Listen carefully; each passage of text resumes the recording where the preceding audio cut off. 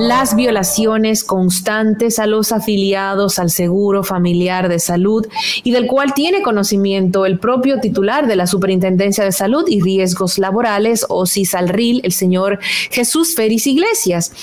¿Por qué no entran en funcionamiento los centros de atención primaria? ¿Cuántos años escuchando sobre esto y no acabamos de verlo hecho una realidad?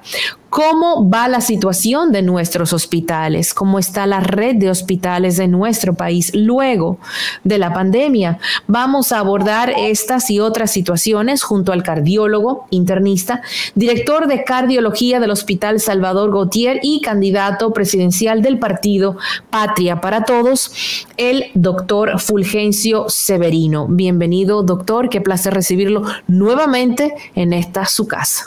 Gracias, Miralba. Un saludo cariñoso para ti. Gracias, recibido. Y Pinsk, donde quiera que esté. Así es. Y naturalmente al público que cada día conecta con ustedes.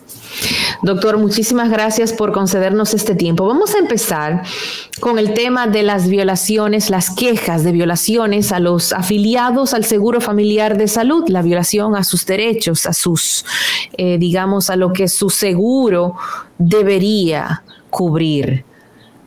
¿Qué es lo que está pasando? Mira, Miralba, ya uno realmente no sabe ni cuál es el punto de partida, porque cuando uno ve que lo hacen las empresas privadas, pero que a la vez enfrentamos la negativa, por ejemplo, del SENASA para garantizarle el acceso a medicamentos a la población más pobre, que son los del régimen subsidiado, tú dices que estamos en una situación de crisis del sistema y del modelo de seguridad social. Es decir, en el sector privado, pues todos conocemos de que en esta empresa está constituido por mucha gente desarmada o desalmada, como le llamamos. Lo único que ven es la rentabilidad de sus negocios. El sistema se lo ha permitido porque le ha facilitado que todo lo que ellos no gasten se convierta en ganancias, cuando lo correcto era haberle dicho: ustedes tienen un gasto administrativo de X cantidad de la cápita o de lo que ustedes reciben por cada persona, y todo lo que ustedes no gasten lo deberán entregar al sistema para que lo siga utilizando en otras intervenciones. Entonces, esa facilidad del sistema para que la administradora de riesgo de salud puedan apropiarse de una parte del dinero que está destinado a la atención a la salud de la persona, que es un 90% de la cápita, es lo que lleva a estas entidades permanentemente a buscar excusas para negar derechos. Y entonces esto se hace con el conocimiento del Consejo de la Seguridad Social, esto se hace con el conocimiento de la DIDA, esto se hace con el conocimiento de la Superintendencia de Salud y Riesgo Laboral, y lamentablemente la población dominicana, a pesar de las organizaciones que se han construido, como es el caso de ADESA, es decir, la Alianza por el Derecho a la Salud, la Coalición por una Seguridad Social Digna, la intervención del propio Colegio Médico Dominicano, esto parece ser que no es suficiente para presionar fundamentalmente a que el Consejo y la CISALRIL puedan crear un mecanismo administrativo para que esto no siga ocurriendo, porque mientras se le permita utilizar todas estas artimañas que usan la ARS, negando ese derecho, pero para ella apropiarse de una cantidad de dinero que en el plan básico está destinado a la atención de la salud de la población, ellas lo van a seguir haciendo. Pero como dije al principio, lo que es inaceptable es que en el propio SENASA, al régimen subsidiado, que fue el primero que empezó en el año 2002, a esta fecha todavía se le nieguen los medicamentos. Este régimen no recibe absolutamente nada de medicamentos, ni los 8,000 pesos, ni el tratamiento para la hipertensión y la diabetes, que está cubierto para toda la población asegurada, tanto del régimen contributivo como del subsidiado en el Plan Básico de Salud o en el PDSS. Entonces, yo creo que aquí lo que hay que ponerse de acuerdo es cuál es el mecanismo de unión que debe ejecutar la sociedad dominicana para que presione a las autoridades para que estos temas de derecho a la salud, consagrado en la Constitución, consagrado en el propio Plan Básico de Salud, pues sean respetados y que naturalmente la población los reciba. Parecería como que no hay salida, doctor. Yo creo que siempre hay salida. Presión social, presión mediática. Presión mediática, ustedes mismos ejercen un papel muy importante en eso, porque lamentablemente aquí los gobiernos actúan cuando ve que algo que genera disgusto se convierte en antivotos, porque la clase política aquí actúa más por el deseo de mantenerse en el poder que por el deseo de llegar al poder para hacer el bien, para contribuir al bienestar de la población.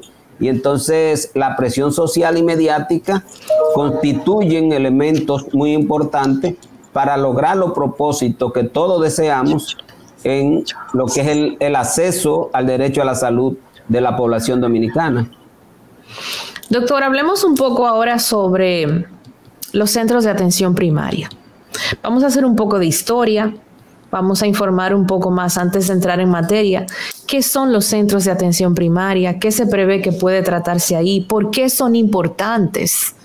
Y luego, finalmente, ¿qué es lo que detiene la entrada en funcionamiento de los centros de atención primaria?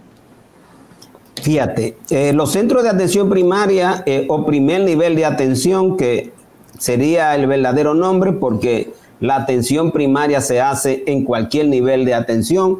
Ahora se hace cuando tú vas al ginecólogo, aunque sea un especialista, él hace prevención contigo porque hace el Papa Nicolau, hace la detección de cáncer de mama mediante la sonomamografía.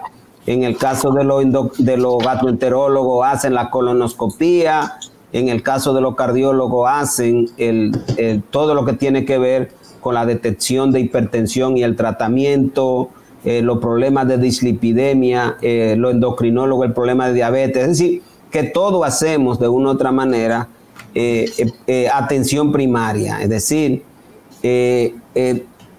una atención que combina los tratamientos para enfermedades, es decir, la prevención secundaria con la prevención primaria. Ahora, en la República Dominicana se había establecido o se ha establecido en la ley la necesidad de un primer nivel de atención, que era una experiencia que Dominicana la venía desarrollando a nivel público, la famosa UNAP. Pero esta UNAP nunca han tenido el nivel de desarrollo que requiere un verdadero primer nivel de atención, que quiere decir, usted tiene médicos que se educan permanentemente, que reciben entrenamiento para tratar problemas crónicos. Aquí en República Dominicana, lamentablemente, quienes han estado al frente de la UNAP mayoritariamente han sido médicos que ni siquiera todavía han cumplido con el requisito para poder ejercer la medicina, que es tener un S4, porque a quien se manda históricamente es a los médicos pasantes.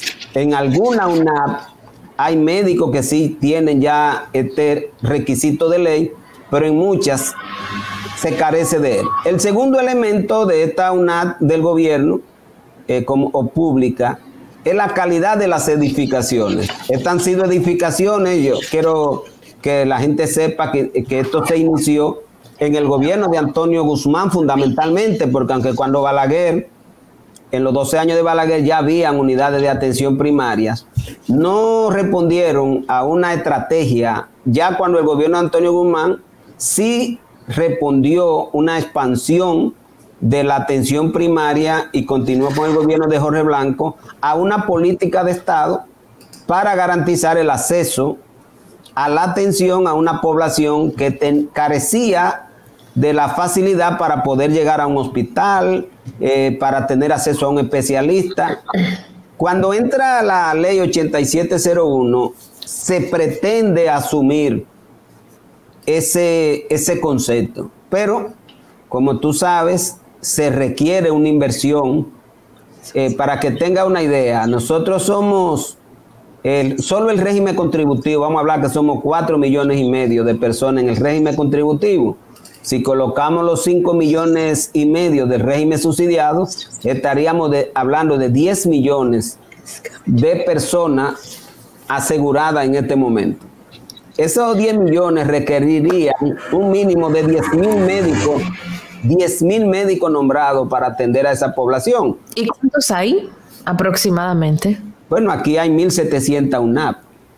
1.700 UNAT, lo máximo que tiene el sector público, porque el sector privado han habido algunas intenciones, pero el sector privado no se ha desarrollado porque la propia administradora de riesgos de salud, es decir, la ARS, en vez de facilitar que los médicos tengan, por ejemplo, unidades de atención ambulatoria en cualquier sitio y darle contrato, te ponen obstáculos. Es decir, tú puedes estar seguro que si las ARS le dijeran a los médicos, donde quiera que ustedes tengan un consultorio, nosotros lo vamos a afiliar, se va desarrollando un primer nivel de atención, porque alguien tiene que hacer la inversión. Alguien.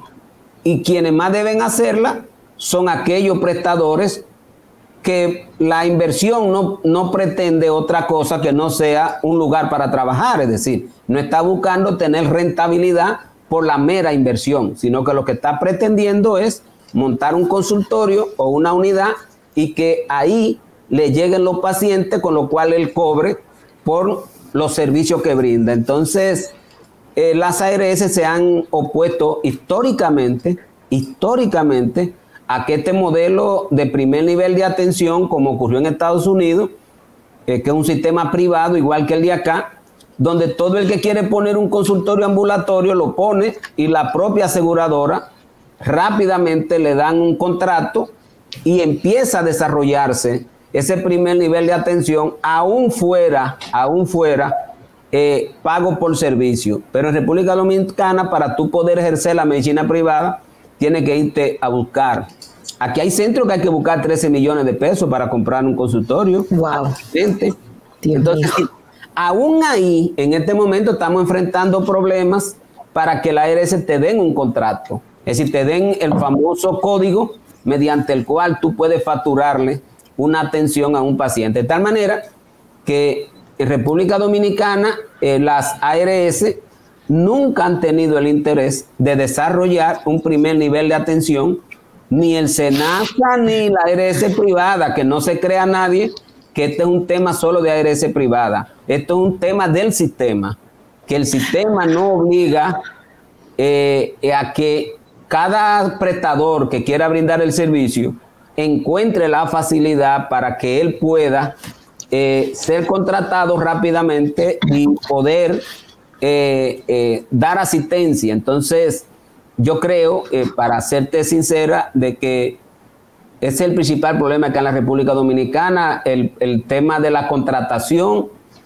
hasta que la ARS no abran la posibilidad de que usted monte un consultorio en un centro comercial, o usted monte un consultorio en una vivienda y ese consultorio vaya poco a poco desarrollándose, porque decir que tú vas a montar un primer nivel de atención de golpe, eso requiere inversiones que tal vez ningún médico la pueda tener en un momento determinado. Pero si hay incertidumbre para la contratación, menos la va a hacer. De tal manera que aquí es más fácil contratar un centro de atención especializada que un primer nivel de atención.